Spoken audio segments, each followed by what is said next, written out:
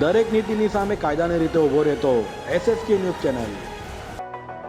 સુરતના કતારગામ ઝોનના કોર્પોરેટર દ્વારા અધિકારીઓ સામે આક્ષેપો કર્યા છે અને અધિકારીઓ વાત સાંભળતા ન હોવાના આક્ષેપો કર્યા હતા.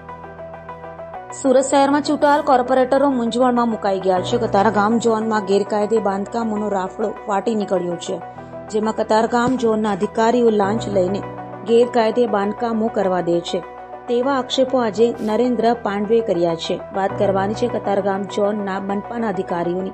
તેમણે જણાવ્યું હતું કે મેં અનેકો વખત રજૂઆતો કરી છે, છતાં હજુ સુધી કોઈ જ નિવેડો નહીં આવતા આજરોજ ભાજપના કોર્પોરેટર નરેન્દ્ર પાંડવે સુરત મનપા કમિશનરને મળીને જવાબદારોને સસ્પેન્ડ કરવાની માંગ કરી છે.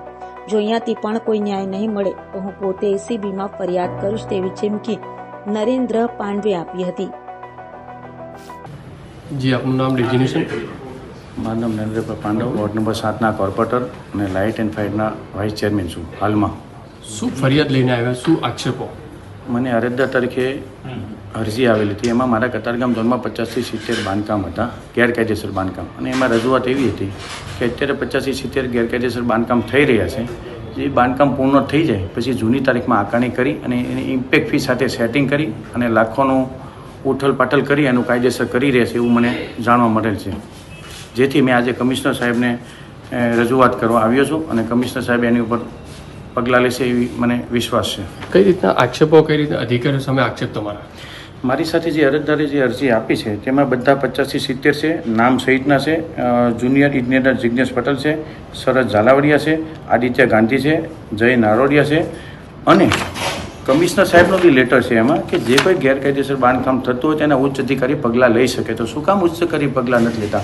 જેથી મને સંતોષ ના થયો એટલે કમિશનર સાહેબ પાસે આવ્યો છું અને એમને રજૂઆત કરી છે. શું છે મિલીભગત, શું હોય છે? મિલીભગતમાં તો કેવું છે કે 3-3 માળના પ્લાન પાસ હોય અને 6-6 માળ 7-7 માળના જો ગેરકાયદેસર બાંધકામ થતા હોય તો એ તો વ્યાજબી નથી ને. કમિશનર સાહેબને મેં એ પણ કીધું કે બેન એક કામ કરો, આપણે પ્લાન પાસ કરવાની કોઈ જરૂર નથી. જેને ગેરકાયદેસર કરવું છે બધાને કરવા દો નહીં. આપ જો જેટલા પ્લાન પાસ થઈ એમને સીલ માર્યા છે, અનલીગલી એને કોઈને સીલ માર્યા નથી. તો શું પ્લાન પાસ કરે એને ભોગવવાનો વારો આવે છે? આ તો ખોટું જ કહેવાય ને. અધિકારીઓ પોતાની મનમાની ચલાવે? 100% મનમાની કરે. હું તો કહું અધિકારીને સસ્પેન્ડ કરવાની વાત છે. મેં કહ્યું સસ્પેન્ડ નથી કરવા, એને ડિસમિસ કરો. જો એક વખત ડિસમિસ કરશો તો આખા સુરતમાં એક નામ અને એક ઇમ્પ્રેશન પડશે. ખરેખર અધિકારીને ચેતતા રહેવું જરૂરી છે. જો કાર્યવાહી નહીં થાય તો તમે કઈ રીતે સુધી પહોંચશો? ના, તો જો કાર્યવાહી નહીં થાય તો હું એસીબીમાં આગળ જઈશ. પણ મને વિશ્વાસ છે કે કમિશનર સાહેબ આનું 100% પૂરું કરશે. મને આત્મવિશ્વાસ છે. દરેક નીતિની સામે કાયદાની રીતે ઊભો રહેતો SSK ન્યૂઝ ચેનલ.